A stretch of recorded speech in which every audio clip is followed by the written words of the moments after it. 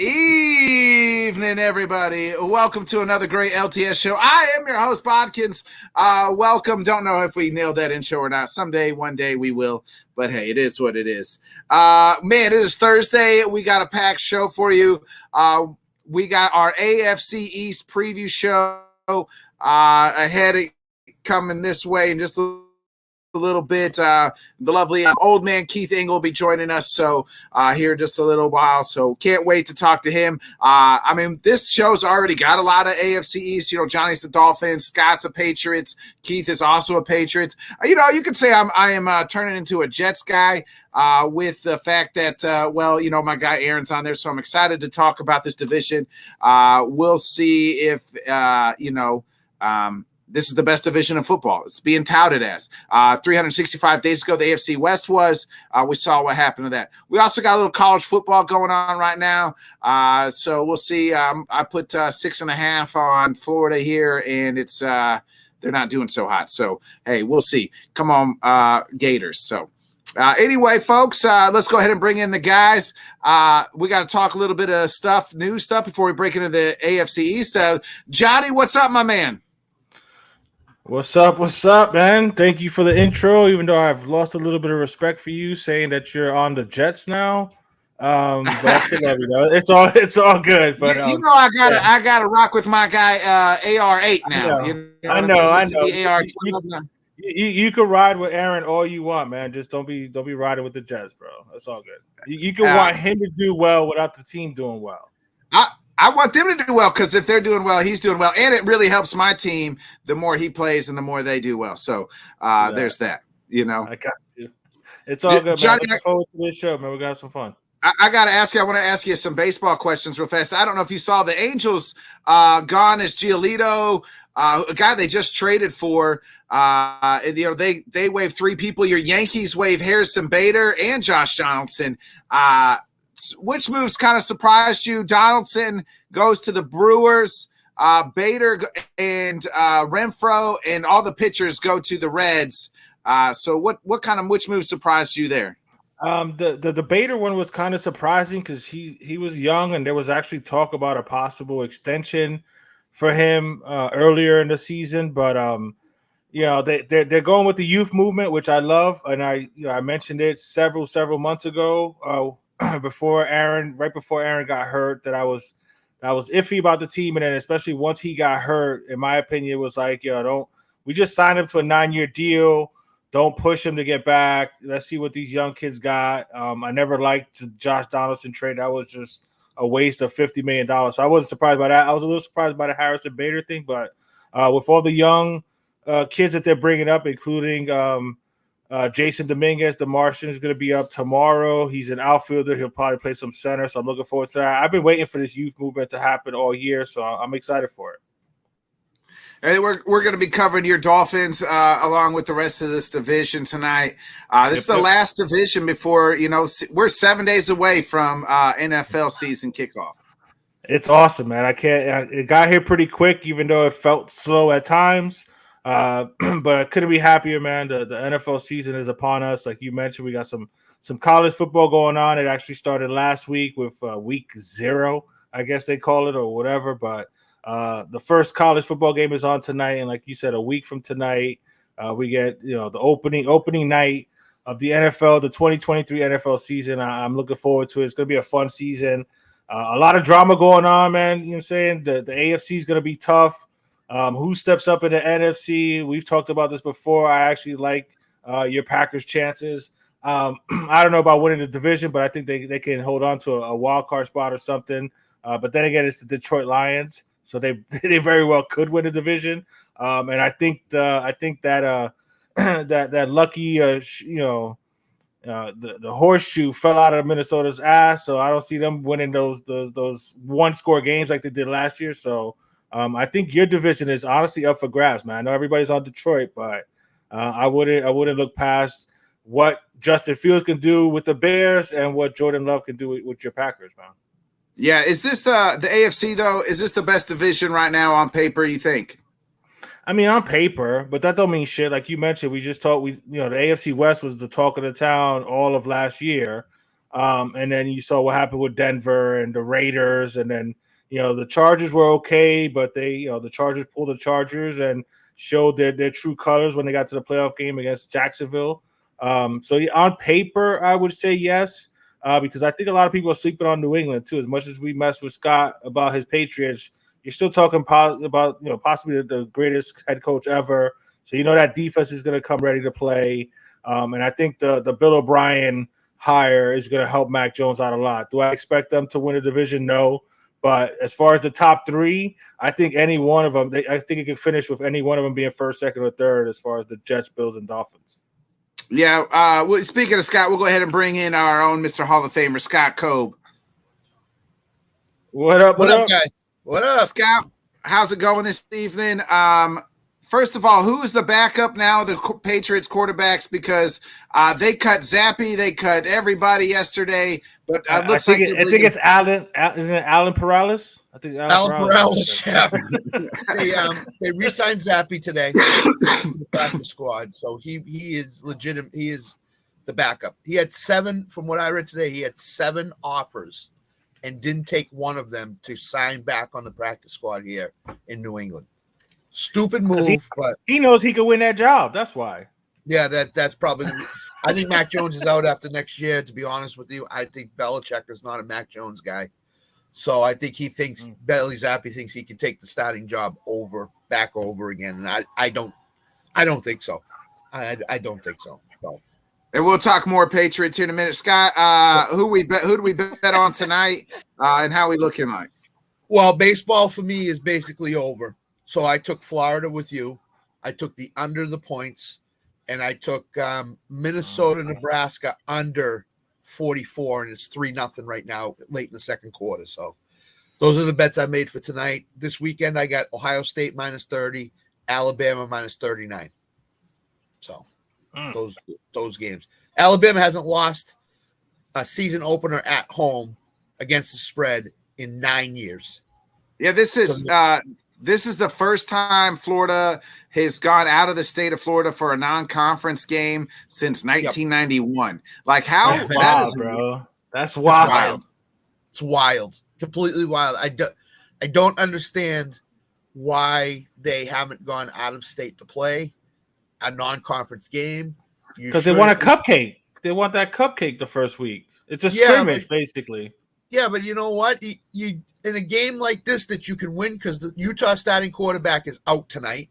Utah starting tight end and their best offensive player is out tonight. So they have a serious chance to win this game. And right now they're down 14-3, and Utah's at their 40-yard line, right at Florida's 40-yard line, and driving again. If Utah scores a touchdown here, it might be over. It's gonna be tough. It's gonna be tough. So, So I don't know why Florida doesn't go out of state. They're a top. They didn't have Scott because they could pay small schools to come there or whatever. Back when you're a powerhouse and you're playing for national champions, now it's Utah. We got to go to number 14 Utah to try to win. We can make show that maybe the Gators are back. But man, I don't know if you guys watched any of that Netflix documentary, The Swamp Kings, on Netflix about Tebow and in the Urban Meyer era. That documentary is pretty darn good. I don't know if you guys caught any of that. No, I haven't checked it out. My wife is a Gator fan, and she said it's a really good show. So it's something I definitely do want to check out. I haven't checked it out yet, though. And the other thing is Aaron Hernandez, who used to be up here, was a Florida Gator, and there was wild stuff that went on when he was down there. Mm-hmm. Stuff that Urban Meyer had to cover up to get him to play football. I wish the documentary talked a little bit about that stuff. They don't go into any of the bad stuff, like the bad off the field stuff, right? I mean, a little bit they do, but there's no mention really of the Pouncey twins. Like I would have loved to hear from them. I would have loved to hear about the Aaron Hernandez stuff. Even Cam Newton, Cam Newton got kicked off the team for the, most part. Like in that documentary, there's not any of that kind of talk, and I wish there was. But I mean, there's still some wild stuff in there, and it's a good documentary. It's a 2-part series. I think it's probably altogether 4 hours. Touchdown, Utah. Oh, he just no missed touchdown. He just missed it. Just missed it. Yeah, missed it. He was wide open. He puts it on the money. It's a touchdown. Yeah. Anyway. All right, I'm a little behind you guys on the stream, so don't oh, okay, sorry. I just saw it though. It's all good. Yeah, I mean it's a walk-in if he puts it on the numbers. Anyway, let's go ahead and bring in Sam. Sam, how you doing, Sam? Oklahoma, where the wind blows merrily on the. That's all I can come up with at short notice. Sam, it looks like the Titans finally got their kicker in a trade. Supposedly, let's take it easy. It hasn't been a week yet. Let's just. Where's that kicker? Where's that kicker from? He's from one of the leavings of the Patriots. Yeah. Oh, he'll be cut in 3 weeks because another man's trash is another man's treasure, right? I mean, kickers recycle like I recycle my underwear. You know what I mean? So it's so funny to me. That's what so once funny. a month. Every other coach, yeah. Every other coach in Titans history has had like great kickers. Vrabel gets in here, he ups the level of play, and we've gone through 10 kickers since his tenure. Think about that. It's his 6th year. We have gone through 10 freaking kickers. Unbelievable. He had 4 kickers in camp, and he cut 3 of them, and then he just traded. I know. It's like it's crazy.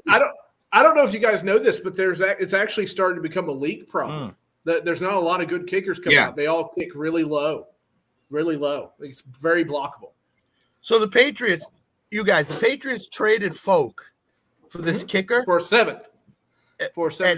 And they have a rookie kicker now, and I don't know if this rookie kicker has kicked more than 3 balls in preseason games. So we also and we'll get into the Browns kicker, Cade York, I think. Cade York, yeah. He's going to do kickoffs. It looks like Nick Folk can't really. The year after the Browns drafted. We'll get into some more of the NFL news, but we'll go ahead. We don't want to keep our guests waiting any longer. Yeah, he might fall asleep.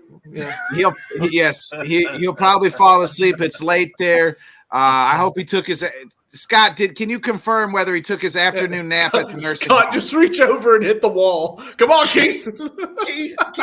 I can confirm Keith did take his nap today. He can verify it when he comes on. So, all right, sure. We'll give it up for host of TGI Sports, live from Dansbury, Massachusetts nursing home. Scott's, arch rival in the nursing home, Mr. Keith Engle, baby. Yeah. What's going on, Keith? Oh my God. Thanks so much. And Scott did steal my Jell-O tonight. That's the only reason He had my Jell-O. It's real for the OG gangsters. It gets real. Everybody knows. Can you set the record straight? Can you set the record straight? Scott says he owns your ass in chess, and he beats your ass at least 3 times a week. Can you set the record straight? Who's the chess champion there at the nursing home? Well, the big problem is he thinks we're playing chess. We're playing checkers. He doesn't even know.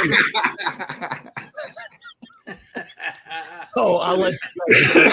That's why he always wins. I'm very confused why the chessboard looks like a checkers board. So he just spins the board around when you're not looking. Yeah. Listen, Nick, you better be nice to us. You got 2 Patriots fans in the room now, so you're on the show. Yeah, so. Keith, I'm going to ask you. I'm going to ask you guys before we jump into it. Keith, I'll start with you. Is this the best division in football, at least on paper? On paper, Johnny said it last year we all thought it was the West. Actually, I thought the West would be not as good because of Denver last year, and I actually was right for a change there. I think any one of these teams can finish first. Any one of these teams can finish last. I really believe that, and I think we got to see this play out. But I really think this is the best division right now in football. We'll see how it plays out. You can make a case to me for the AFC North division. I think top to bottom, I think those 4 teams are almost might be just as good. And I'm not a big Cleveland fan, so we'll see how that works out. But yeah, what they do, I guess it would depend on how what Deshaun Watson we get. You know what I'm saying? If Deshaun Watson is Deshaun Watson, if Pickett actually takes another step. You know what I'm saying? Then it would be interesting to see because Mike Tomlin's going to have that Steelers team ready. Is Lamar going to actually be able to play with these wide receivers and actually get them the ball? The North, I can see that. What about you, Scott? Is this the best division in football to you? I think it is. I really do. As Keith said, anybody can finish first. Anybody can finish last. You know, they say the Patriots are going to finish last. Do not count on Bill Belichick coach team. He will come up with something this year that will cause teams problems. So keep underselling this team. I'm telling you right now, don't. Yeah, you're going to be surprised.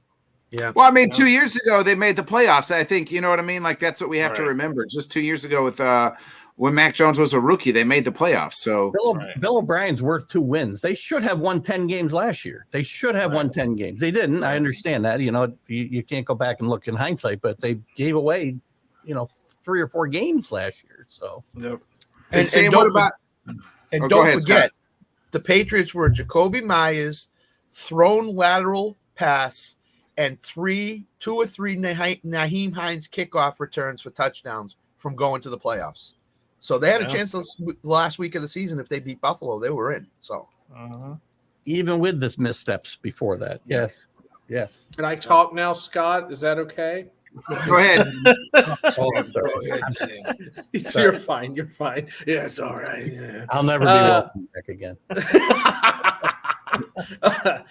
It is definitely a very intriguing division. I'm kind of with you. The AFC North, Nick, is kind of where I think is probably going to be really competitive. But this one is intriguing because I can't pinpoint the Dolphins no matter how hard I try. I think I know where the Patriots are, but I don't turn my back on Bill Belichick ever. And, it's just this whole division is so crazy. The Bills are on top most likely, but we don't know how they've recovered from the offseason debacle. And then you've got the resurgent Jets, who we had talked about the entire time. All you needed was a quarterback. And who they get? Why, a certified Hall of Famer. So, it's an intriguing division. And I have to make this very clear. I think Scott should make a bet tonight about his Patriots. And if he's wrong, he has to do the Hulkmania handlebar mustache. Because look at that black mustache right there. Look at it. Come on. I'm very realistic. No chance. Come on, fam. I'm very realistic. Nick, nobody's taking bets but me. I have to drink 2 Levis specials if 2 things go wrong for me. Nobody else is taking bets. I'll take There's 2 right things. There's 2 right things. There's 2 right things. Keith's getting down. What's up, Keith? I'll take the bet, Sam, but it's going to take me till I'm about 110 to grow that mustache. Well, that's only 2 years away. That's only 2 years away, Keith. You got it. We'll go ahead and we'll jump right into it. This is how we do. We like to play the game. They'll win the division if, and they won't to win the division if. And we'll start off with the Buffalo Bills, who they've won the division now 3 times in the last 3 years here. I'm scrolling up here on my computer. So in comes Damian Harris, Latavius Murray, Trent Sheffield. Out is Case Keenum, Devin Singletary, Cole Beasley, Jamison Crowder, Isaiah McKenzie. Also, they brought in the pass rusher Leonard Floyd. They had Ampuna Ford. They had a good draft class. They small draft class, but the big tight end Colton Kincaid. Then they go offensive guard and Osiris Torrance, Dorian Williams. They're obviously missing their linebacker who went to the Bears as well. I don't know if Tremaine Edmonds is gone as well, so that's a big loss. But Keith, the Bills win this division if what? Bills win this division if Cook runs for 1,200 yards and 10 touchdowns, let's say, and they can keep Josh Allen upright, and Von Miller plays, 12 games, counting the playoffs. Yeah, he's on the PUP list. He'll miss the first 4 games. Not that matters, but they don't win this division if what then? Josh Miller continues to play reckless football or with the football, and they don't run the ball better, and the offensive line is no better than it was last year. And of course, Von Miller, plays a handful of games. Sam, we'll go to you here. The Bills win the division if what? The Bills win the division if Josh Allen just keeps on this trek of upwardly getting better. They lose the division if they reach the playoffs and Josh Allen disappears. That's what happened last year. I think that's what the problem is, except for that one year where they just ran out of scoring touchdowns against the Chiefs in overtime. Other than that, he's had a hard time in the offseason, especially last year. Scott? The Bills win the division if Josh Allen shakes off what he did at the end of the year and becomes the quarterback, the pocket passer that he should be. And I agree with Keith. If James Cook runs wild, they win the division also. They lose the division if Josh Allen is the same quarterback as he was at the end of last year with the elbow problem. Is he doesn't consistently throw the deep ball, and he doesn't throw it on pinpoint on accuracy. And if the Stephon Diggs stuff festers and continues to grow and grow and grow. Johnny, what about you? Yeah, I'm going to piggyback with both of them as far as the being able to run the ball. They have to have some kind of balance in this offense. It can't just be strictly on Josh Allen to throw the ball 40 plus times a game. If they can establish a running game, and I love James Cook, I think he's a really good player. I think he has an opportunity to be a really, really good player. If they can actually have balance in that offense and run the ball, take some pressure off of Josh Allen, I think they win the division. They don't win a division if that drama that was going on during the offseason actually, if they get off to a slow start, there could be problems in Buffalo, especially with the way Stephon Diggs has been acting. But even bigger than that, I think the defense is going to have to make some plays, make some stops. Keith mentioned Von Miller, but I think just overall the whole defense is going to have to play better. And again, they have to establish some type of running attack. They have to have some kind of balance, or they're not going to win the division. Yeah, I think the Bills win this division if they have a well-balanced offensive attack.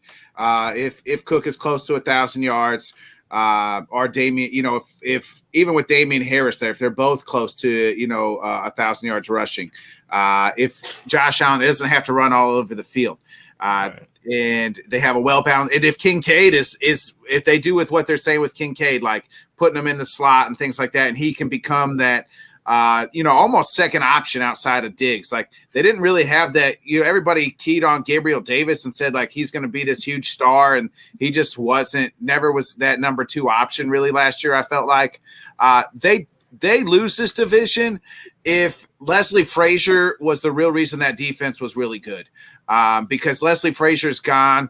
And now their coach is going to be coaching the defensive coordinator. It's now going to be the DC. He used to do that in Carolina. Here's the thing, though. That 13 seconds and all that in Kansas City, he was the one calling the plays then. So is he going to be calling – with him calling the defensive plays now, it's going to be real interesting because Leslie Frazier just left for some odd reason and didn't really have a reason. And he held that defense. That defense was really good. So if he was the reason that defense was good, they're not going to win the division because their coach, sometimes when you got to do 2 jobs, you're not great at one. I said on the morning show this morning, there's added extra pressure on Josh Allen to get Stephon Diggs the ball early and often, to not have all this Stephon Diggs drama bubble up during the game. So Josh Allen has a lot of pressure on him this year to get that ball to Diggs early and often in games. See, that's a bad sign. That's a bad sign when that's the mentality you have to have, that you got to get this guy the ball early and often, or he's going to completely disappear from the game plan. I don't know, man. He's going to lose interest in the game. He shouldn't voice it the way he has, but Stephon Diggs is not wrong that the window is closing on the Bills. The pressure is on that team and the coaching staff because the window is closing. Absolutely. Yeah, as they consist. Now, obviously, Josh Allen's got a long career ahead of him. He's still relatively young, but a couple of those guys, Diggs isn't. He's been in the league for a while now. Time is ticking on the wide receivers. Time is ticking on Von Miller. Time is ticking on Micah Hyde, and a couple of those other guys. So, like, time is of the essence for this Bills team before they almost have to, read. They'll always, I think, kind of have a window with Josh Allen there, right? But eventually. How long will that be? You know what I mean? Like the window will close and they'll have to redo some things. So, but we'll find out. There's so much drama. I think there's a lot of drama there in the Bills, and that's never good for a football team when you're talking off the field stuff, with guys, fighting and things like that. Let's get into Johnny's Dolphins. They finished second and broke their playoff curse, and they gave everything the Bills could handle in that playoff game last year. The Dolphins went 9-8. Remember, they had, I think Keith said it was a field goal that got them in. So for the additions for the Dolphins, they bring in Mike White, Braxton Berrios, Tyler Kroft, Isaiah Wynn. Obviously, they make the big trade for the corner Jalen Ramsey, Deshaun Elliott, David Long. Out is Byron Jones, Eric Rowe. Let's see, Greg Little, Hunter Long, Mike Gesicki, Trent Sheffield, and Teddy Bridgewater. They only had 4 picks in the draft. Obviously, they lost the first pick because the owner was doing some shady shit. But then they take Cam Smith in the second, Devon Achane in the third, Elijah Higgins in the sixth, and then Ryan Hayes in the seventh. Keith, the Dolphins win this division if what? If Tua, keeps upright, doesn't miss games with concussions or any other injuries, is the only way the Dolphins win this division. I've heard Mike White brought up a lot as well. They brought in a capable backup. Well, he can't stay on the field either when he gets on it either. So this team quarterback situation is imperative to, like any teams, I guess, but more so here. Tua is a good player, but he's got to stay on the field. And I think I'm going to leave it at that because this is a very good football team. I think they're going to finish last because I don't think Tua is staying on the field. You don't got to give us our predictions yet, Keith. We make our predictions later. So they don't win this division if what? I got excited. They don't win this division? Hang tight, Johnny. Hang tight, bud. It's going to be a long night. If Mike McDaniel continues to feel like he reinvented the game, and again, if he can't keep Tua, can't protect his quarterback, he's not going to win the division. Not a big Mike McDaniel fan. Johnny, we'll start with you. I don't like Johnny. I'll give you the option. You want to go first? Johnny, I'll go last. I'll go last. Let me take all the shots. Let me take all the shots now. I'll go last. All right. Go ahead, Scott. By the way, I did bet Utah, and Utah's up 17-3. By the way. Yeah. Yes. I got the game. Florida. The Dolphins win the division. I agree with Keith. The Dolphins win the division if Tua stays and plays 14 games or more. And they can run their running game, who's oft injured as well with Wilson and Mostert, can stay healthy and run the ball effectively and take some pressure off Tua. They don't win the division if Tua plays less than 14 games and their running game is injured, oft injured, because if Wilson and Mostert are injured, it's the Salvan Ahmed show. So, go ahead. Tell Mrs. First Down to stop with all her sneaky, comments here under the name Quick Tipster there. Stop me! I don't know who it is. Heaven forbid I get good press. Sam, go ahead. We'll go to you here. The Dolphins win this division if what? She's never been a quick tipster, I'll tell you that.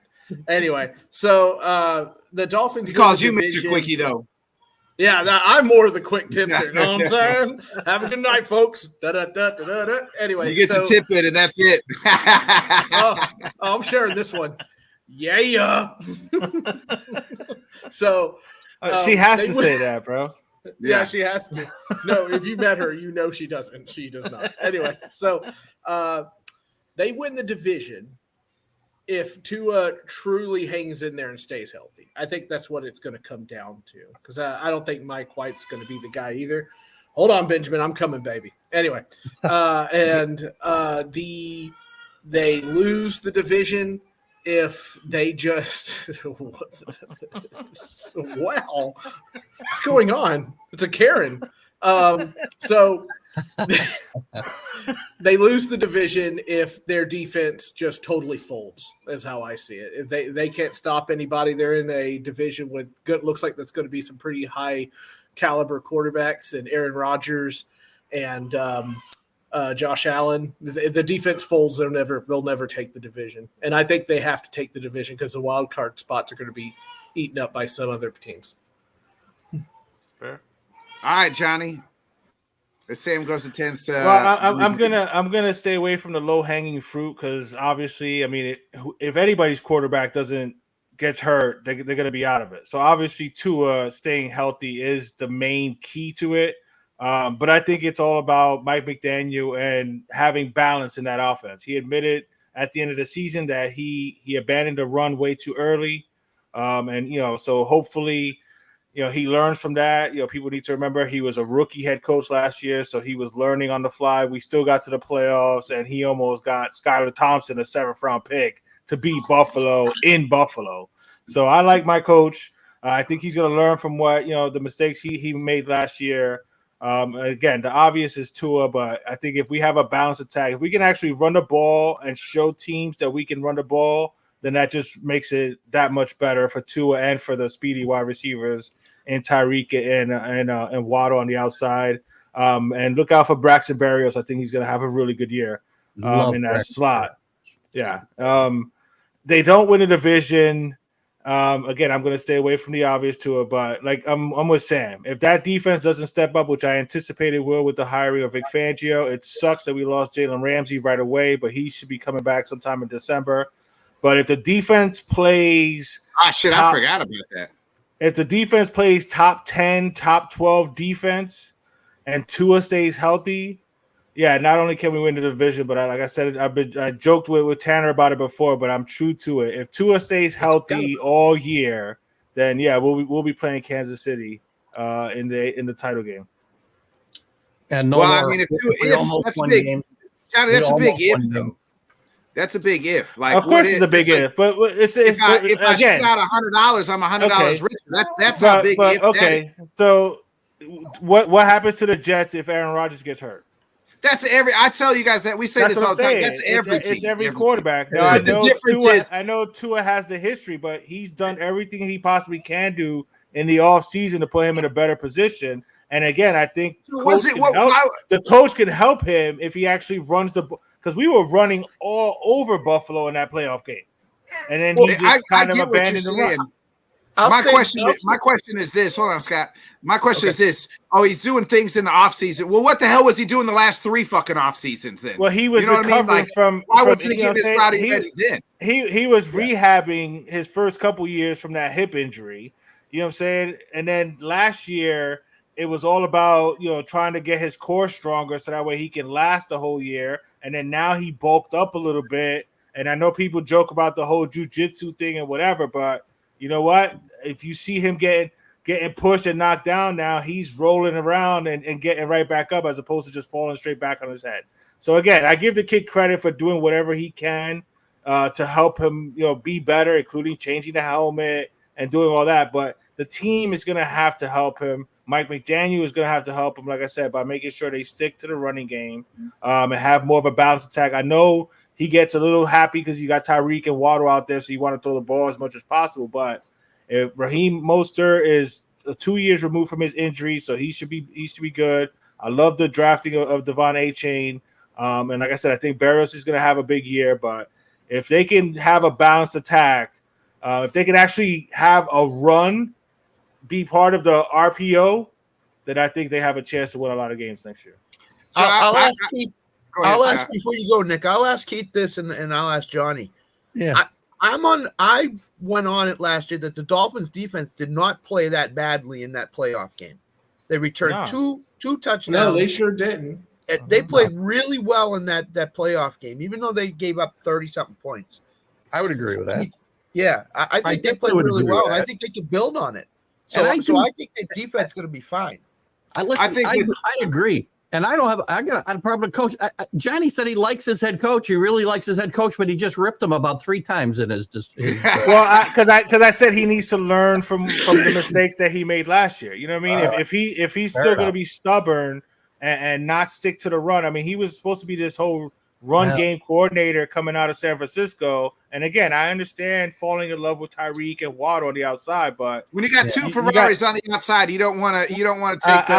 I get it, but when that engine is possibly can overheat, you gotta, you know what I'm saying, you gotta do some other things to kind of help take some pressure off of him. He strikes me as a guy who likes to think he's the smartest guy in the room all the time. That's what my problem is with Mike McDaniel. Yeah. He strikes me as a guy. He strikes me as a guy that looks like he gets his lunch money taken in high school. There is that. I'm sure he did. but how did it work out for him though? Pretty well, I guess. He's got a lot more lunch money to be taken now, is what he's got. Yes.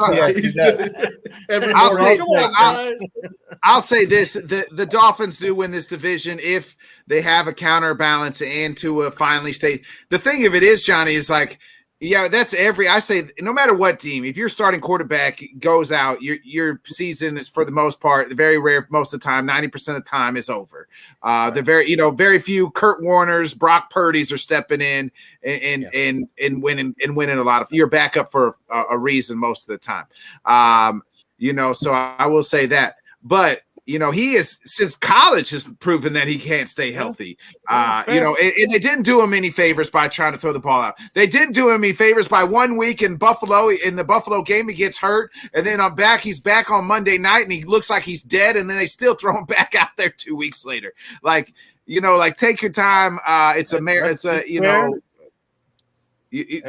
time with him. Right. Yeah. That's fair. I get it. You know what I'm saying? That was my fear when he got drafted, was the fact that he had gotten injured every year in college. So, I mean, that's always going to be the what if with Tua. So, but I'm going to be positive, and I'm going to say that until proven otherwise, right? 14, until proven otherwise. Right. Absolutely. I mean, we said the same last year. I sat here and I said, I don't trust Jalen Hurts. I don't trust Geno Smith until proven otherwise. Guess what? They went out and proved me fucking wrong last year and took their teams to the playoffs. They proved that they can get better. So now it's Tua's time. He is probably got the most pressure on him outside of maybe Aaron Rodgers in the league right now at the quarterback position, because he's got all the weapons. Can he prove it to stay healthy? And get this team to the division. And if Vic Fangio, Vic Fangio is one of the best defensive coordinators in the last 15 years, folks. Like, and the Dolphins got him. And you look at his track record, Bears. When the Bears were shitty, they had that. He was coaching that defense really good. The 49ers, when they were going to the Super Bowls and things like that, like, he's always had a top 10 defense. So. They're going to miss Jalen Ramsey, but they don't win this division if Mike McDaniels thinks he's the smartest guy in the room and don't have and they don't do, run the football. And they try to throw it 900 freaking times, and too many times. Nobody can do that at that. And it doesn't really matter who's back there at quarterback, whether you got an injury prone guy, a guy going back 900 times a game and trying to get sacked. The chances are he's going to get sacked and get hit. That's too many hits on the body for any quarterback, much less a guy who's been placed as injury prone as Tua. Right. The thing we're probably going to see Skylar Thompson at some point this year. Well, I got it. If that's the case, then that's not. Yeah. Let's get into Scott's and Keith's Patriots. Missed the playoffs by a game, 8-9. And their draft, we'll go into the additions here. Their additions are Trace McSorley, Juju Smith-Schuster, Mike Gesicki, Chris Board, Riley Reif, and Calvin Anderson. Gone are the days of Jacoby Myers, Nelson Aguilar, Jonnu Smith. I felt like 2 years ago, those guys were like big signings. Devin McCourty's gone. Isaiah Wynn's gone. And then their draft class, typical Patriots draft class. A bunch of dudes you never really heard of. Christian Gonzalez, Keon White, Martin Mapu, Jake Andrews, Sidney Sow, Monto Maffey, and Kayshawn Boodle. Keith, your Patriots reclaimed glory here, if what? Well, we'll stick with the quarterback theme, but it won't be injuries. If Mac Jones returns to his form, which I have no doubt Bill O'Brien will do, he's got a real quarterback. He's got a real offensive coordinator and a quarterback coach, basically, to go bring out his frustrations to and not have as many frustrations. Last year's experiment was ridiculous. I do see Mac Jones returning to his form from 2 years ago, and Rashondre Stevenson becoming a top 5 running back in this league, by the way. He continues that upward climb, and the defense plays up to their capabilities. This team wins the division. They don't win the division if what? Yeah. Mac Jones plays like he played last year. Season over. If the rookies don't step up, because they did draft, they got some rookie wide receivers, as you mentioned, both made the team, Pop Douglas and Butte, and some young cornerbacks. If they don't step up and play the way they need to, but mostly Mac Jones. If he does not fix the problems he had last year, this team will not. Some of that wasn't on Mac though, right, Keith? Some of that's got to be on Bill. What the hell was Bill thinking? Can we yeah, you're right. It wasn't all on Mac. Mac didn't play well, but it's not all on him. Bill, I don't know what he's thinking because, and I've said this a lot of times, the Patriots throughout that dynasty, one of the things that was a key mark of that team was putting guys in position to succeed. Play to their strengths all the time. And he got away from that with 2 coaches who had no offensive experience and were very good coaches on special teams and defense between the 2 of them. And he throws them into a situation and says, well, good coaches can coach any position. I don't know what he was thinking. He should have been out with Scott and I that night taking the right medications, and he wasn't. And he still hasn't said he was wrong, by the way. And I'm a big Belichick supporter. He still hasn't said he made a mistake. He never will. He never will. The closest he's come to saying that he was disappointed at the end. He said in the last year he was disappointed in the offense. That's as close as he's come to saying I made a mistake. Exactly. And I will tell you, I feel bad for Matt Patricia. Matt Patricia is a good company man, a good coach, a good person. In fact, he's from the area up here. No, he went to school here at RPI, very close to us here. Not what they're saying in Detroit, Keith. I'll tell you. Well, ask Detroit. They got a different Whether opinion. He's a good head coach is not germane to my point here, though. He's a good company man with the Patriots, and he takes the fall for something that he was thrown into ridiculously stupid. Yeah. Yep. Yeah, that's those. You got this job because your friend is the owner, right? Or your friends here. That's how I got that Basically. job. That's how I got this job. Facts. Somebody's your friend, Sam. Who the hell's Sam's friend? My friend Johnny Cruz quick over tipster. there. Quick tipster. Yeah, quick tipster. Yeah, he's pulling. Yeah, all Scott, we'll go. Scott? I'll give you the option I gave John. Do you want to go first, or you want to go last? I'll go last. All right, go ahead, Keith. You had something to say. I just wanted to say about Sammy. I noticed. I didn't want you to think I didn't notice that remark about you don't turn your back on Bill Belichick the way you said it earlier. That's the way. That was really kind of cool the way you slipped that in there. I keep like even now, like even with the Patriots struggles, I still have trouble seeing that. Like okay, they've lost some games here, but they're gonna you still have that belief that Bill Belichick's going to do something. So it was an actual compliment. It wasn't a backhand compliment. That's just kind of how I see it. We'll go ahead with you, Sam. The Patriots win this division. If what? No, it wasn't a backstab. Now, I do. He probably a little too big for his britches, which is a saying we have down here about making Matt Patricia off. Like I could just put somebody in here. I think that's just like an ego thing. And I mean, let's be honest here. If things go south this season, we could be talking about somebody else wearing the headset next year. But are you going to me, Nick? Am I doing the win? Yeah. Okay. All right. I'm sorry. I'm sorry. I went on a little tangent. They win if the defense keeps teams close a lot. Okay, they can't let multiple touchdowns get on them. Because with all due respect to the offense and everything like that, with how bad it was last year, and I think they'll be better, but they're not going to be the kind of team that can come from behind from big scores. That's how I see it. So their defense needs to ball out this year. They lose if Mac just can't get it done. If he is just what he is, and they need him, and they're also like my Titans, kind of counting on these younger guys to go in there and win games for you and stuff like that. They're athletic as hell, but they're inexperienced, and that is one hell of a gamble. It's one reason I don't feel good about this season of my team, and I wouldn't feel good if I was a Patriots fan about it either. So, but I wouldn't turn my back on Bill Belichick, Keith. Yeah, I mean, I wouldn't either. It wasn't a shot. I promise you. I wouldn't turn my back on. I know. I'm just fiddling no. around. Yeah, Leave me alone. I'm sleep deprived with a baby. Okay.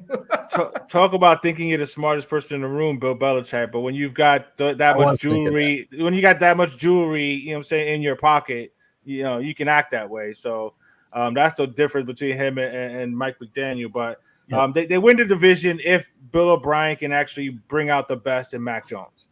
Do I think Mac Jones is great? No. But I think he's a good quarterback. And with good coaching, I think he'll make the plays that they need him to make.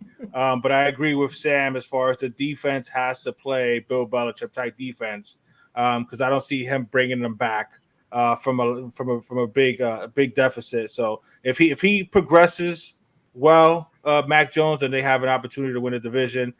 They don't win a division if that defense falters at all. If that defense isn't a top defense. And they're playing catch up all the time. I don't think Mac Jones is the type of quarterback that can bring the team back constantly. You know what I'm saying? He may have one or two in him, but if they can stay ahead of the chains and they can play good defense, run the ball, I think Mac Jones can make just enough plays for them to win games. And again, when you got Bill Belichick, you always have a chance. But if that defense falters at all, they have no chance to win a division. By the way, they got to replace the veteran leadership of Evan McCourty. That I that up as well, which is a big deal. I love that Gonzalez kid though, man. That like Bill Belichick is, I'm sure he's salivating having that young kid as his corner man. Yeah, agreed. Scott, go ahead. They win a division for two things. One, if Mac Jones and Bill O'Brien can work hand in hand together and resuscitate this offense and make them a top 12 offense in the NFL. And Matthew Judon is the beast that he's been in the first couple of years with the Patriots. If on defense he can get to the passer and he can be a lot to handle for offensive lines, the Patriots defense is going to be just fine because Belichick will figure it out in the secondary and the defensive backfield. They don't win the division if Mac Jones continues to be the same quarterback he was last year, and that defense takes a step back in Belichick, and Steve Belichick's not the offensive coordinator. Gerard Mayo. If Gerard Mayo is run by Bill Belichick this year, I think the Patriots will have a tough time winning the division. Gerard Mayo is the most important man on that coaching staff this year for them. Great call. Great call. And Keith and Scott, let me ask you guys this: is he the next guy in line? He is. Gerard Mayo. He is. By all accounts, yes. That's why he has not left. He's had opportunities to he doesn't have the as Scott said, he doesn't have the title of defensive coordinator, but he is the coordinator. He could have gone somewhere else and got more money with the title. Didn't do it. And I think Robert Kraft loves the guy too. So I think that he is the man in waiting right now. I think Belichick and Kraft had a meeting with him and said, when Bill said to him, "When I leave, you're going to be the next guy. You're the assistant head coach in waiting, so to speak." So I thought they were going to do that. Is that why McDaniels left? I don't think that deal was ever in place. No, I don't think so either. I think they wanted a defensive guy. They wanted to continue the defensive head coach type of theme, and I think Gerard Mayo has played in this league. Younger coach, the players can relate to him a lot better than they can relate to Bill, and then that's why he'll be the next head coach, I think. And thank God, by the way, it wasn't Nick, because just Josh McDaniels proven the point that some guys are just great coordinators and not good head coaches. He's a I was just about to say, depending on what happens with Bill O'Brien, don't be surprised if Mayo brings Josh McDaniels back to be the OC. Because he's definitely a good OC. He's just not a good head coach, man. Well, I think O'Brien wants to be a head coach again anyway, so that's what I'm saying. Right, that's what I'm saying. Yeah, right. Oh, butt chin. That's what I like to call Bill O'Brien. Is there a position that you guys are really worried about? Either lack of depth or anything like that. Is there a specific position group that you guys are worried about? I personally think the wide receivers are a huge question mark for me. Juju. Okay, he's the number one in title, but he gets injured sometimes, and he doesn't play a full season. And then you got Devontae Parker, who Johnny, full well down in Miami, can never stay healthy for a whole year. Right. And then and Gesicki's already been hurt, and that's the guy that they wanted to play the slot guy and the inline tight end. They wanted him to be the athletic freak on that offense. So they got a lot of question marks in the receiving department. See, unlike Scott, I think the receivers are going to surprise. I think the two kids will come along later in the year, right not out of the gate. I think Pop Douglas and Booty both will contribute this year. I think Kendrick Bourne is going to be one of the keys here. Bill O'Brien needs to get him involved in the offense like he was 2 years ago. Yeah, you guys got Jalen Reagor now. It'll save your season. And the position I'd worry about is the offensive line. I mean, when the starting unit is all healthy, it's a decent offensive line. It's not great. It's not even really good, but it's okay. But they don't stay healthy. They don't play together enough, and they keep bringing in bodies, but none of them are any good. So if that unit really stumbles, it's going to be a problem for Mac and the running game as well. So some of those names you were saying are timeless. The other guy on offense that I think could be a key is Zeke Elliott.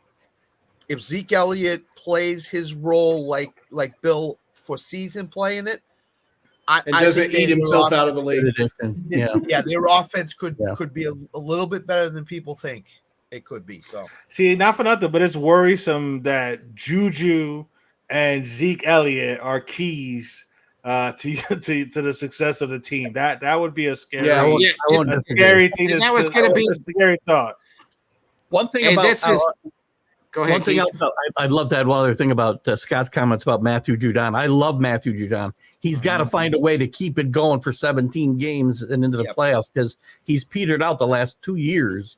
And maybe that's the coaches have got to figure out a way to kind of rein him in early. Yeah. Give him some breaks, you know what I mean, early on in the season. You know? Get him off the field a little bit. This is corny. If he makes a sack, does anybody say you just got Judon? Nobody wants to touch that one. Come on. No. We say that I would all the time. Oh my gosh. Yes. You saw this interception. Proud of you, Keith. I'm going to say this. But we're going to now. Yes, we are going. Go ahead. The Patriots, Johnny kind of lived to it. If Juju can get back to the receiver, not really get back, but can play like the receiver he thinks he is, and Zeke can he don't have to turn the clock all the way back, but if he can turn it half the way back with him and Ramondre, I think that's how the Patriots win this division. They don't win this division if, like you guys said, if Mac Jones, it doesn't take that next step and he plays like he did last year, or, he needs to progress. We need to see him take that next step. That's if they don't win this. That's if they don't win this division. Scott, I've been meaning to go to you. Go ahead, and before we get to the Jets, give us just a rundown of our gambling picks and fantasy picks for these three teams that we just covered. So we'll start with Miami, and the fantasy guy is Raheem Mostert. Can he stay healthy? Can he be the number one back that Mike McDaniel thought he was getting when he took the job? I say there's going to be a committee, and don't forget about Devin A-Chain too for Miami. If he gets healthy, he could be a factor too. I'll go through the fantasy stuff, and then after we're done, I'll go through the betting stuff. With the Patriots, it's very simple. It's Juju. Can Juju be that number one wide receiver that Bill Belichick needs and wants him to be? And can he form a nice mesh with Mac Jones and be the receiver that he needs to be? I don't know if they're going to play him. Keith, I don't know if they play him. You think you play him in the slot? Or you think I think he's going to play the slot mostly. He's play the slot. Okay, so Juju has got to be that dominant guy in the slot, like they've had with Edelman and Welker, and that's those guys in the past. So, him and Kendrick Bourne need to form the team together. With Buffalo, it's Josh Allen. Can Josh Allen shake off the end of the season last year and the way he played and become that alpha quarterback in the NFL that he was before the elbow injury cost him a lot of accuracy and a lot of stuff, with the Bills? And is he going to curtail his running?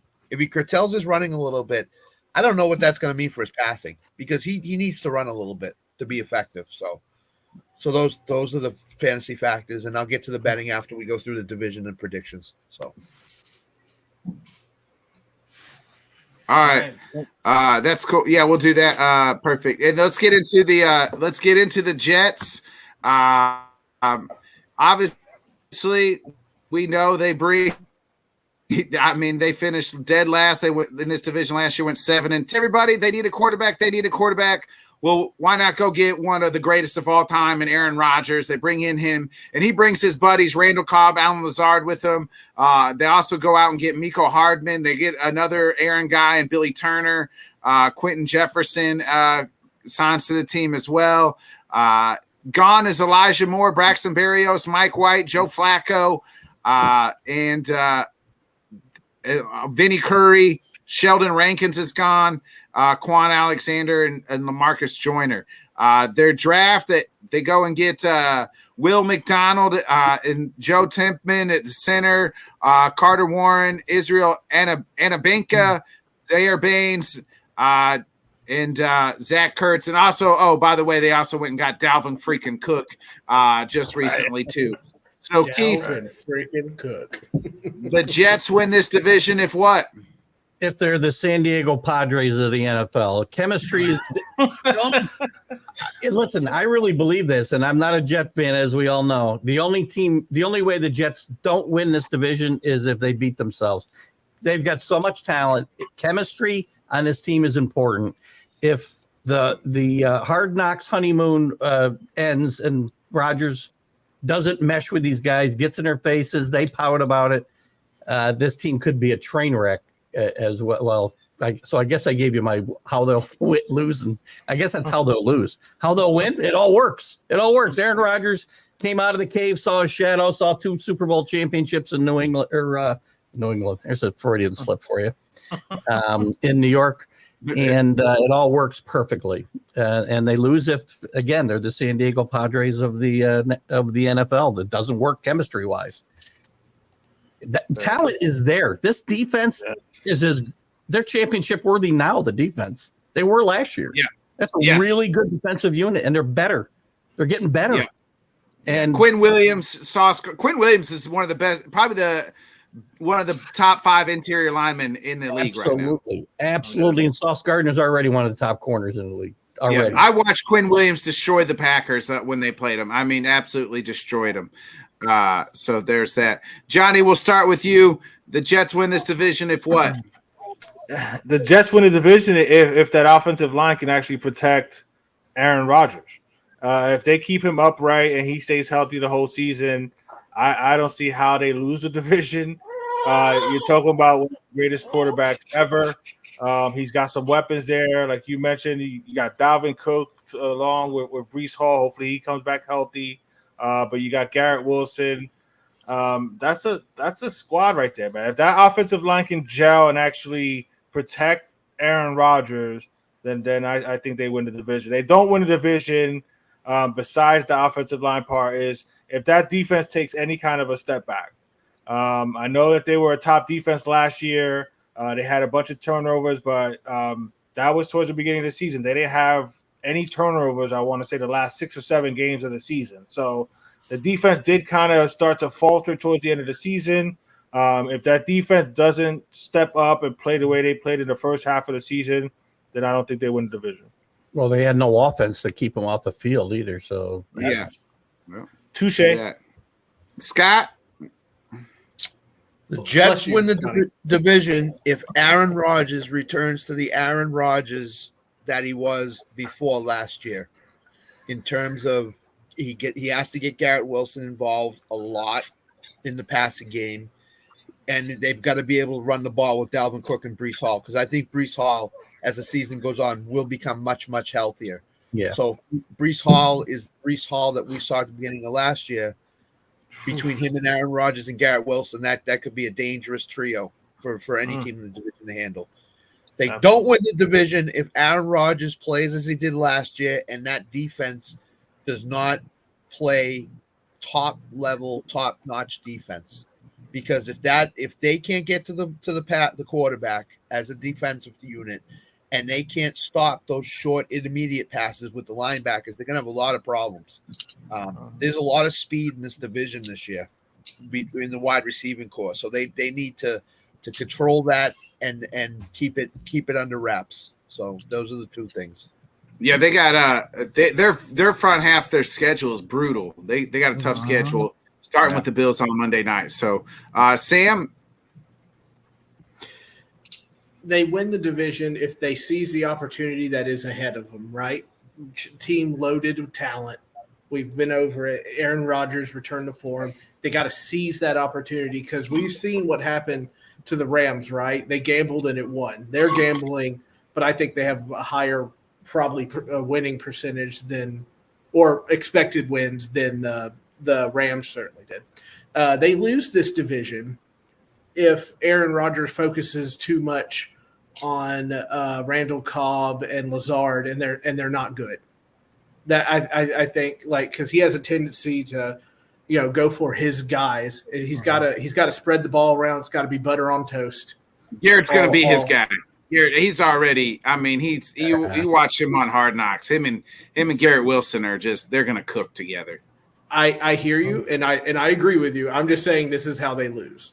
If something goes wrong, kind of like Keith said, if the pouting starts, if he gets in somebody's face, they got to come together. And boy, can you imagine if it falls off? If they fall off, it's going to be one of the greatest drops in NFL history. I mean, it's going to be really in New York. I can't wait to read the papers. I was just about to say, keep listening to all the New York radio. Oh my God, it'll be so much fun. I mean, I'm rooting Greedy on First Take will be crying every day.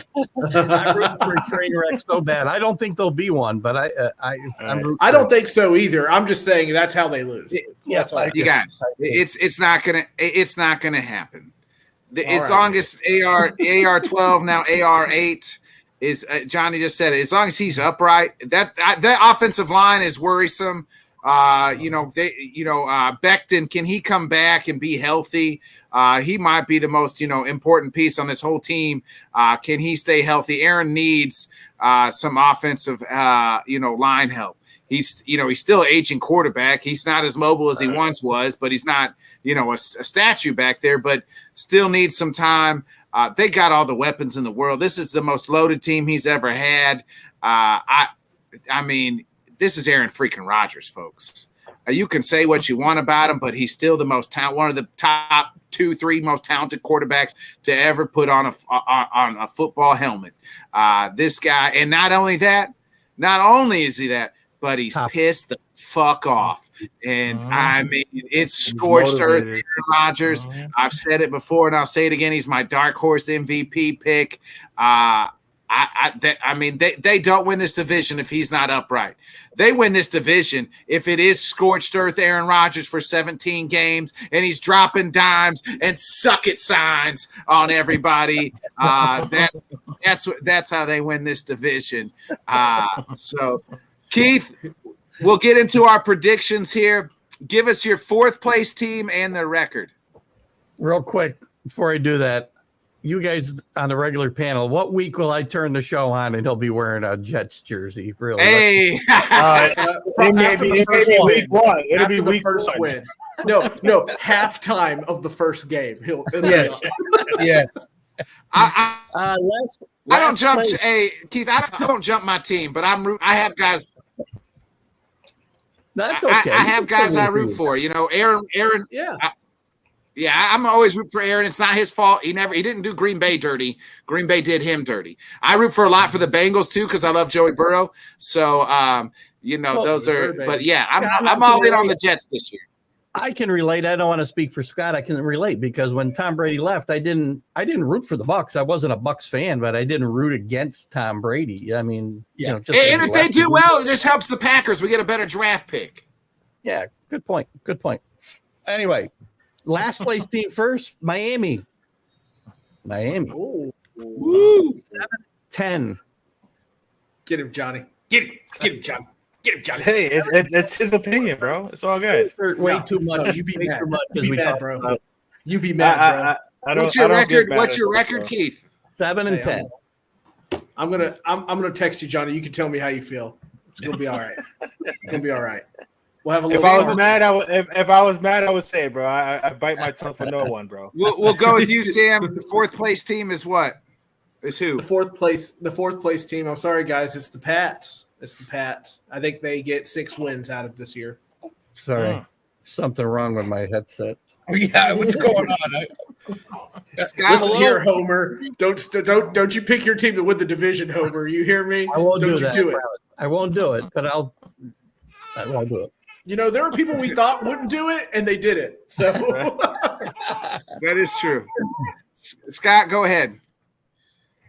I got the Jets at 8-9. Oh, I don't think they're ready. I don't think they're quite ready yet, and I think Aaron Rodgers is going to have a little transition period into New York and trying to get set with that media market and fan base. So I got the Jets. Hot take. By the way, if they're 8-9, I don't think there's a year 2. I'm just saying. There might not be a year 2 period. Oh, that's a good point. If they win, he could walk away, right? Excuse me, not 8-9, 7-10. 7-10. Oh, Okay. even worse. Wow.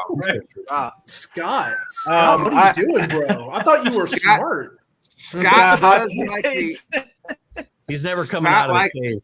Woo! Go ahead. No more Jello for you, Scott. No more Jello. Yeah, what they feeding you in the nursery? That's a Hulkamania mustache bet if there ever was one. Right. Okay. Yeah.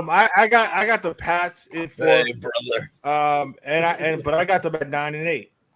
Ooh, last place, 9-8. I got I got the 4th place team I got the Patriots at 7-9. Hammer it home. Your Patriots are your 4th place team. What happened? That would be 7-10. 7-10. You're right. Jesus, the 16 games. You 7-10. won't even let us play all the games. Who cares? Remember how you guys the mocked me for the 17th 16 game always games throws me off. 16 games always in my brain. Keith, who's your 3rd place team? 3rd place team, Buffalo Bills. Oh, Buffalo Bills, 9-8. The slippage begins. You and Alan are same. Alan said the same thing. Johnny, we'll go to you this time. I got the Jets. And Johnny froze because of this. Yeah. he didn't like that Dolphin slander. It broke him. He's hurt. He's wounded, boys. The hurricane hit Johnny's house. Frozen. Johnny's out. Okay, hey, we'll go to you, Scott. Oh my God, he's crying. I know. I don't know if I froze or if you guys froze. You did. You're the problem. I got the Jets. problem. Jets 3rd place, 10-7. All 4 teams are going to be over 500. I got the Jets at 10-7. Nice. Jets at 10-7. 4th on the 3rd place. Okay, 3rd place. Scott. 3rd place. I got the Bills at 9-8. Bills 9-8. I would be so happy. Sam? I also have the Bills, but I have them at 10-7. So Tanner had the Pats at 7 wins. At 4th place, he's got the Bills at 8 wins. The 3rd place team, I got the Dolphins at 9 wins here. At the Dolphins are your 3rd place team. All right. Keith, second place team. The New England Patriots. And I will have them at 10-7 in a wild card, by the way. Scott, we'll go to you. 2nd place team. Same Patriots 10-7. Patriots 10-7. Sam. It's like being a homer, but not a homer. You know what I mean? When they take the 2nd place. I get you. That's crafty old man. Second place, and a playoff spot. Yeah, and a playoff spot. How said that I think they missed the playoffs on a tiebreaker. Oh. Okay.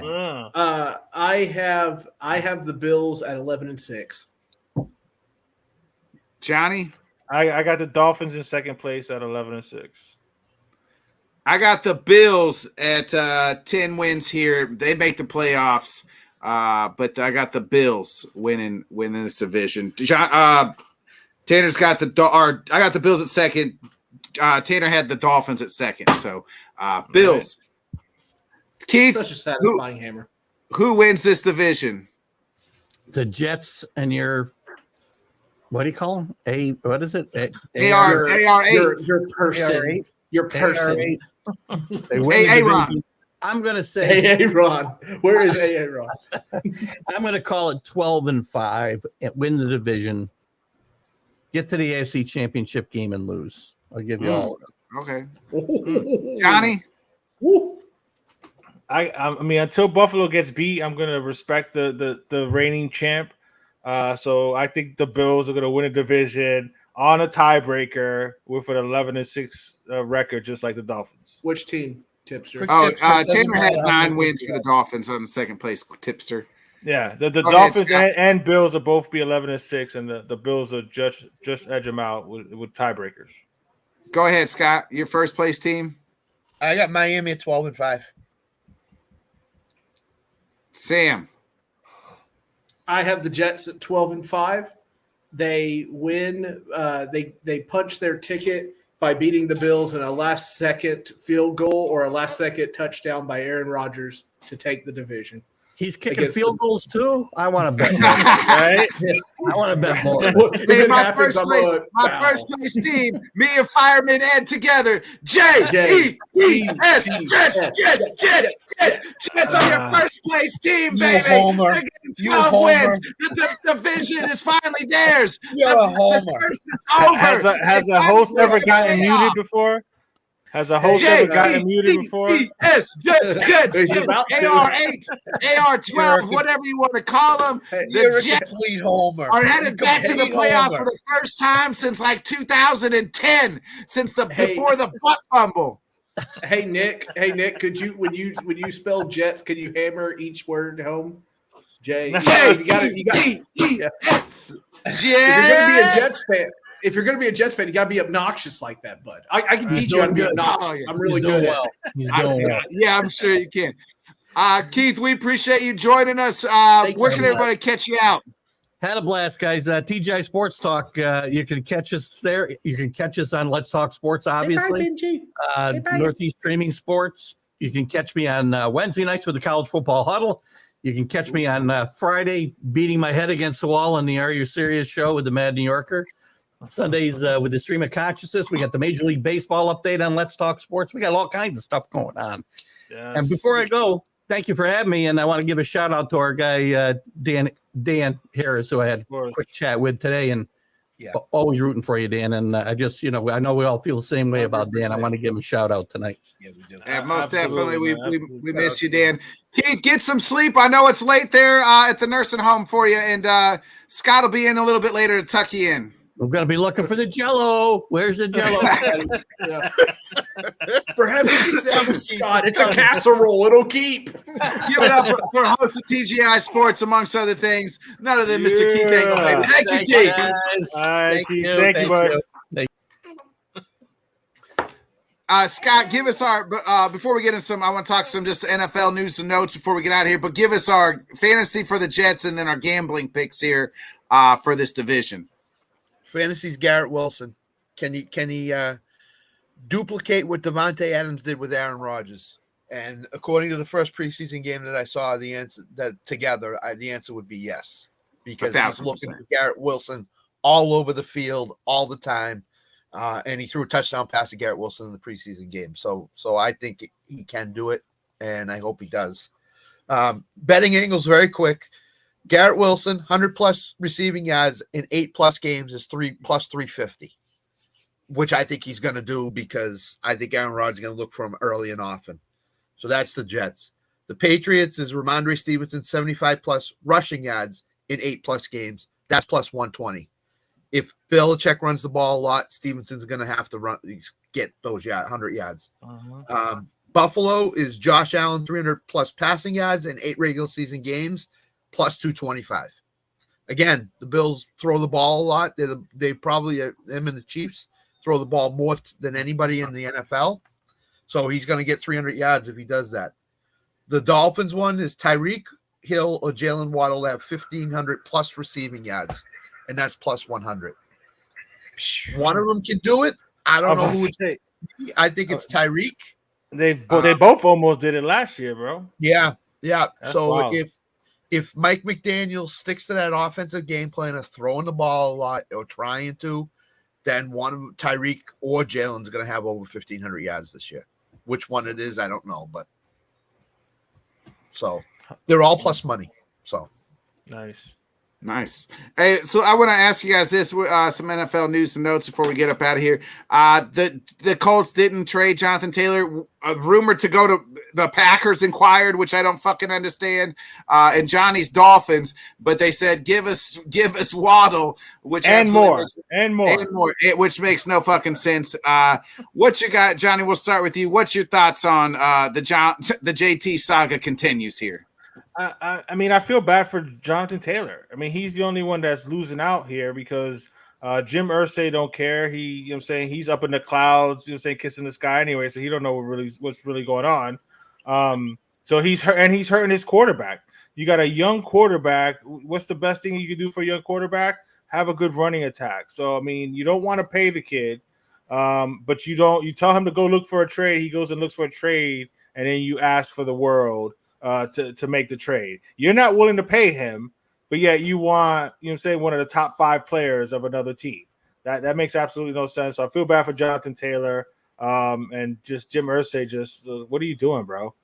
Try to better your team, take the picks and take whatever you can. Instead, you're going to hold the poor kid hostage, man. Yeah, I don't understand why Green Bay is trying to call on JT. You already have Aaron Jones and A.J. Dillon. That Goody's just a fucking idiot. I mean, that's just that's just it. Like, I mean, you can't blame him if you got an opportunity at a top back. You know what I'm saying? I feel like we already got those two guys. I feel you. You know what I mean? Like that trade makes no sense if Green Bay, but I guess, he said, we just inquire just to inquire, so we'll see. I said it on my show with Bo a little earlier. If Jim Irsay that you love so much. Yeah. If Jim Irsay ever thinks he's going to get Jalen Waddle from Miami for Jonathan Taylor, he's nuts. He's on more drugs than I even thought he was on. I mean, that's ridiculous. The Dolphins are really going to trade one of their wide receivers to get Jonathan Taylor? Not going to happen. Right. No. Yeah, not in today's world, right? Not in today's world. Well, not in today's NFL. No way. I mean, they got to be thinking like this is like Herschel Walker, like, you know what I mean? Like back in the early 90s, you know what I mean? Like, we can just sell them and get the farm for them. Right. Yeah. When quick thing to add here, though, like hats off to Chris Ballard. You guys know I love some blatant honesty, and he was pretty freaking honest when he got up on the microphone. Yeah. It totally sucks. The whole thing sucks. I was like, rock on, bro. Yeah, I think Ballard's stuck in a rock and a hard place a little bit. He's trying to what the fuck? Fuck no. Quit. That's the dumbest fucking question. No, absolutely fucking not. I've been waiting for you to launch on that guy. I was like, that's a lot of comments. He's gonna get him. He's been jumping on the Packers previously. He just asked about that question. I think I know who this is, but I don't want to say. The other thing I wanted to say is that Jonathan Taylor is obviously important to your offense if you're the Colts. And no team ever escapes free agency without overpaying for somebody. Okay, it's just how it is. Free agency is overpaying for somebody about 90% of the time anyway. Right. So just do it. You've got cap room. They don't. It's not like they don't. They're like us, right? That barely any movement whatsoever, or you go over the cap. They have cap room. So I would just say just bite the bullet and just do it. I mean, that's what I don't understand. You got a young quarterback that you're not going to have to pay for at least the next 4 years. Who needs a running game? By the way, that's what I'm saying. Help him with a running attack. Right. Yeah. Here's a thought with the Packers rumor trade. The Packers would either have to trade A.J. Dillon or Aaron Jones. No, yeah, you don't do that. And then you want to you're cheaper now than Taylor is. But that's what I'm saying. If they ask for Waddle and more from Miami, if they were engaged in the Packers with talks, Dillon or Aaron Jones had to be part of those talks on Indy's side, not on the Packers. It was probably one of them and a wide receiver. Probably one of them and a saying some stupid shit like that. I mean, it's too much. If you're asking for Waddle, I mean, Waddle for Taylor straight up, Miami like, man, we already got Hill. Maybe we think about it. Maybe. You know what I mean? Not saying you pull the trigger, but it's at least a thought, right? But if they're saying Jalen Waddle and more, absolutely fucking not. You hang up the fucking phone. No, and now he's on the PUP list for 4 weeks. He's gone. Yeah, we'll get back to that in just a second, Scott, too, because I got a fantasy question to ask you along with Cup. This question right here that Tipster asked: Justin Fields over Jordan Love or Kirk Cousins? I don't really know. We don't know what Jordan Love is yet, or really Justin Fields. I know what Kirk Cousins is, and I'll never take Kirk Cousins over anybody, especially when the game's at 8:00 at night. So I would take Justin Fields over Jordan Love. You think you know what Jordan Love is? You don't know what Jordan Love is. Yeah, no, you don't. And yes, Tanner probably agrees with this. I'd take Justin Fields because he's going to run for 800 yards and probably. I love this quick tipster guy. He's amazing. Yeah, is that you? Is that you? That was you. It has to be you. You punk. It is. You punk. You some bitch. You some I bitch. said it in the private chat earlier. That must be Tanner. Yeah. But Justin Fields. I knew I smelled a douchebag when I seen one. Justin, was it yourself? You didn't smell yourself. Do we think Justin Fields takes the next step? I don't. Yeah, I think so. Yeah. I think he he's finally got some. Because you know, a million times. Remember last year when the Titans and the Eagles made the trade that the guy should remain nameless? Devonta Smith. You can say his name. I'm not a pussy. Yeah. Okay. I wouldn't say that, but when Brown came to Philadelphia, Devonta Smith went to the second wide receiver, and that suits him better than being the top receiver. So now that DJ Moore is there, Donnell Mooney all of a sudden becomes wide receiver 2, which suits him even better. Here's the thing: is Fields was pretty good at Ohio State. You know who his wide receivers were? Was Garrett Wilson and Olave. Those two alone are better wide receivers than he's ever had in a Bear uniform at all. You know what I mean? Like he played with better competition at Ohio State than he's playing with his wide receiver room in Chicago. Now it's better, right? They got more. They got, Mooney was there last year. Who knows what Claypool. DJ Moore and Khalil Herbert are going to make all the difference in the world for that offense. The offense is going to be much, much better now if those guys stay healthy for the entire year. Yeah. Yep. So I think Justin Fields needs to work on his fundamentals. He's still making a lot of passing errors. You know what I mean? Right. So you could have the greatest wide receivers all you want, but if you're overthrowing them or underthrowing them all the time, it doesn't matter. Right. So I agree there with watch that, Sam. the preseason game, but remember in the preseason games, he threw 2 touchdowns. They were legitimately 5 yards in air yards, and those guys ran the rest of the way. So he needs to work on his passing fundamentals. So. Right. Tanner, I'm glad you joined us. I want to ask you this because, you got, to me, the best tight end in the league in Travis Kelce, but he's no longer getting paid like the best tight end. TJ Hawkinson. He never was. I know that, but I mean, TJ Hawkinson got the big deal. He got the bag from Minnesota and is now officially annual money-wise, highest paid tight end in the league. What's your thoughts on Hawkinson? And when is Kelce ever going to get the bag? Like, you know what I mean? Hey, I don't think he's worried about it. He wants to be called quick. He's worried about it. Call him quick. He likes the situation where he's at, where the team he's on, the good coach, the quarterback, the GM, the whole situation. The winning. TJ Hawk, yes, he is a good tight end, right? When he's healthy. Not worth that much. But I mean, it's Minnesota though. They're going to overpay. They give Kirk Cousins guaranteed contracts for the last 4 years. Yep. Yeah. So, but you can't pay Dalvin Cook. Right. It's weird stuff, right? So, but I think they look at Hawkinson because they traded for him mid-season last year, and now you're looking at a guy that's going to be part of your future for this team, whoever the heck's the quarterback in the future. So, is he worth it? No, but is he a good piece to have to lock up? Yes. Will Kelce come out and say, "Give me the money" like Chris Jones is? No. Kelce's got enough on the side where he's not overly concerned about what's on the field.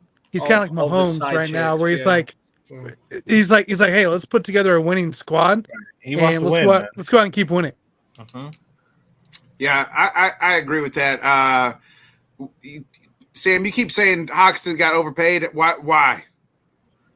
Because I don't think he is. What I'm saying is he got overpaid, as in I don't think he is worth that money. is what I'm saying. You're paid with what somebody gives you is what I always like to say. I guess so, but I just think that is way too much. I feel like they're driving up the price. The Jags did this with the A.J. Brown situation, right? They paid what Kirksey, whoever, whatever.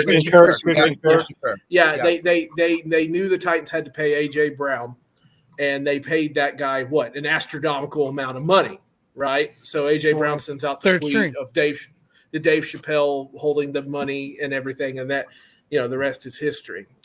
Maybe they're trying to drive up the price for something, I don't know, but he is not. I'm sorry, he's not worth that much. I mean, he better be freaking vital to that offense. Is what he is going to be. He is. I think so. Go ahead, Scott.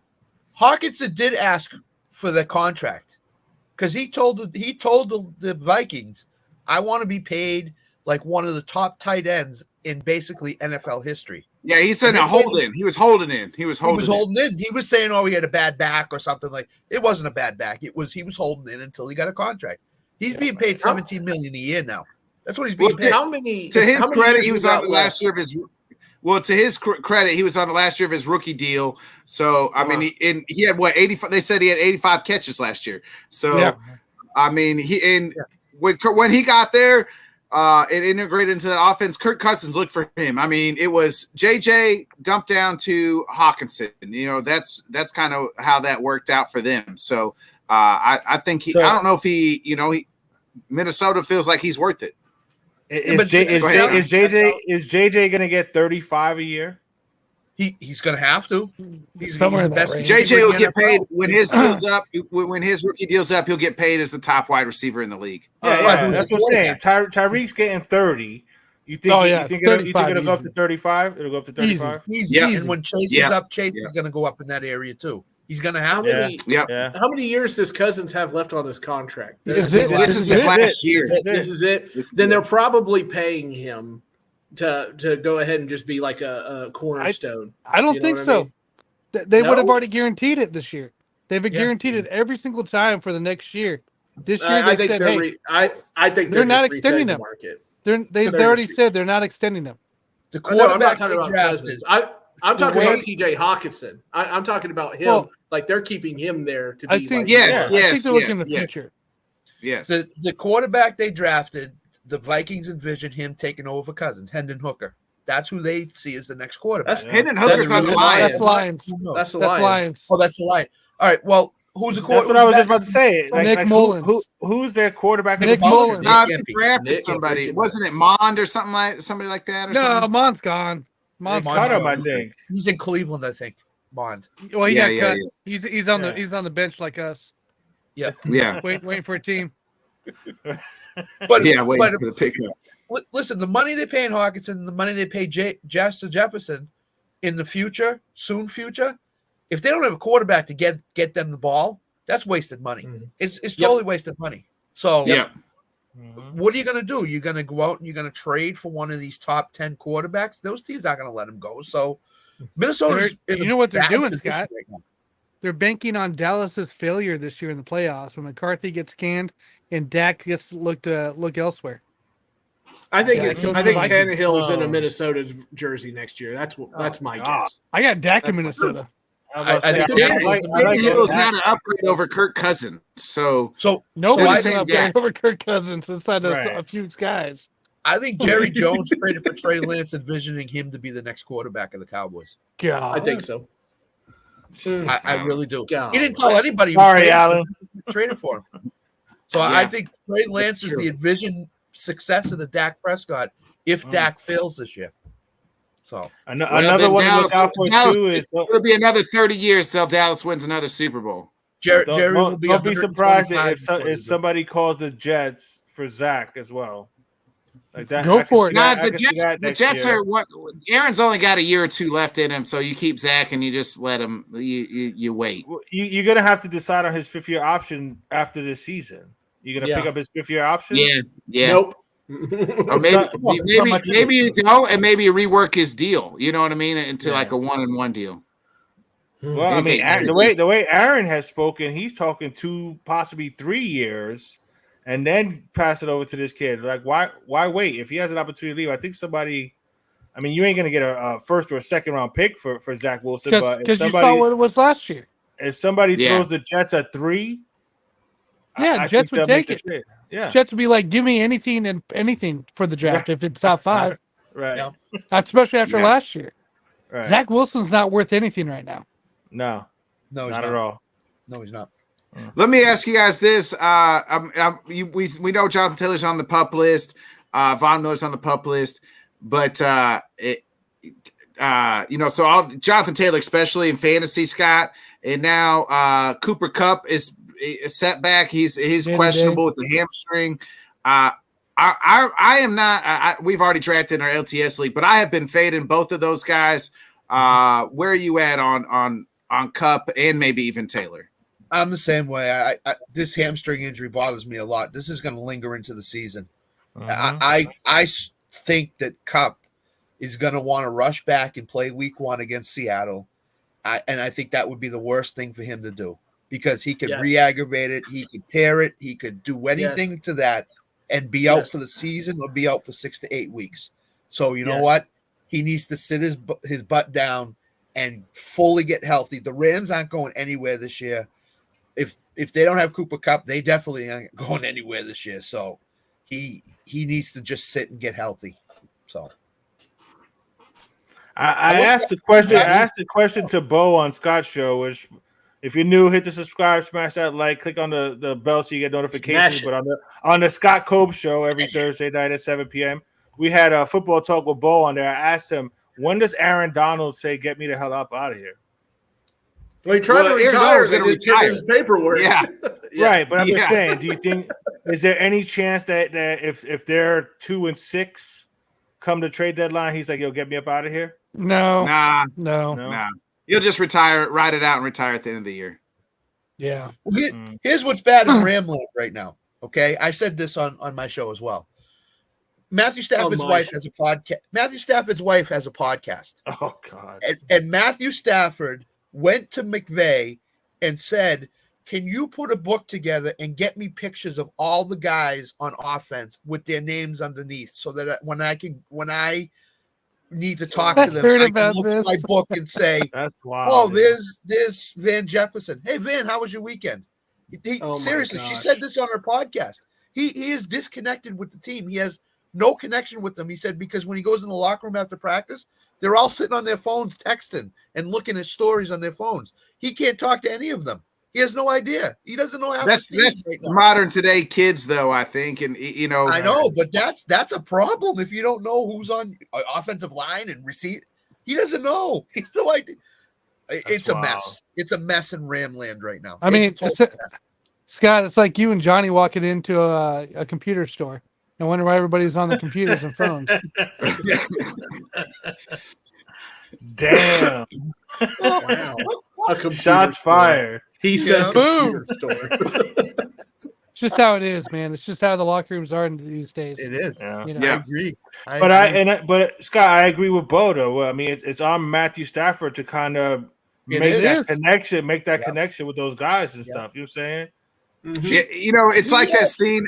It's like that scene from It's Always Any Given Sunday, right? When Al Pacino sits next to Jamie Foxx, and he's like, "What you listening to there?" And he's like, he named some rapper. He's like, "Oh, I have to." He's like, "I like blah blah. I'll get you the record." He's like, "CDs. I listen to CDs." Yeah. Like, and Al Pacino's like, "What the fuck is a CD?" So it gets better. The story that she tells. He said to her, "Should I walk up to them and pull the phones out of their hands and just start talking to them like being like a father?" Nah, just text them. No, hey, I was about to say, just text them. Yeah, right. yeah. That's how I communicate with my son. Like, we have conversations, but the 90% of the conversation's better when it's texted because that's how he communicates to the world. Yeah. You know what I mean? They don't know how to speak on the phone, man. Yeah. There's different things you could do. Like Tannehill rented out this season. He rented out a bowling alley, and the whole team came. That's what I was thinking. There are things you do, like you go out and see movies together. They go out and have dinners together. They've been spotted all over Nashville having a great time. They play it. There's like a giant laser tag arena in Nashville, and they played there. And it's all That's the stuff you do. You're doing that during the offseason to make your connections. You guys got to remember too, this Rams team had so many big names for the last 2 years, 3 years, that there was no real chemistry build. It was just talent on the field. And so now Stafford's sitting here without all those big names on defense and offense, where he's like, all right, well, how do I go about this time? And he doesn't. A lot of these leadership veterans don't understand the leadership that it takes because they've never had to been put in that spot before with all the talent there. So you just got to remember that too. Like big names in there doesn't mean that they're always just, happy dory with each other. It's just talent on the field. So I think it's just another fallout from what the Rams did to win that Super Bowl. Well, they also said that when Reggie Bush was in Detroit with him, Reggie Bush was the leader of that team, and if they needed to have a meeting, he was the one that called it, not Stafford. We never heard Stafford being a leader. Right. He played a bowl of cereals with everybody in his offensive line or something, like he does with Cooper Kupp. I don't know. That was the thing about Marcus Mariota. Never spoke up, never said anything. He's just like, hey, I'm doing my job, and they need to do theirs, kind of thing. And I'm like, nah, you can't be the quarterback and be that how it works. Well, it didn't sit well with Vrabel. I'll tell you that much. I'm sure there's a reason. Mariota might be out the league. Did he get cut from the Eagles? Yeah, not yet. Yeah, he did. I think he I'm did. pretty sure he did. Ouch. Wow. Because they kept Ian Book. Done. He's not made for it. They kept Ian Book. Oh my God. Yeah, Mariota was awful. I think Mariota's done. I don't think he's going to play another down in the NFL. Yeah, here's the shtick, right, guys? He was done a couple up years there. Yeah, right. He's up there when he was with the Titans. They said, "How do you adapt your game every year?" And his actual quote was, he said, "I don't adapt my game. I play my game on the field." And to which it was great because Dick LeBeau, they were talking to him in the same press conference. And Dick LeBeau said, I have to adapt at 80-something years old. Everyone has to adapt. And he goes, you either adapt or you die. And I was like, he's 100% right. And it shows how much Mike Mularkey was like just hovering over Mariota is good. And then like Mike Vrabel comes in and is like, this kid sucks. So Vrabel's also been attached to Tom Brady for all them years. You know what I mean? So he knows what it takes in greatness. Right. By the way, if you want a good read, the guys from the Ringer NFL show followed them around all summer, and Mike Vrabel used to take pictures of his Peloton bike score and send it to Ben Jones and say, try to beat that fat boy. The best story ever. Beat that fat boy. Yeah, that's great. It's a good read if you guys haven't read it. Nice. Yep. Well, boys, it's been a great show. We'll go ahead and get to our final goodbyes, and we'll get out of here. Johnny, we'll start with you.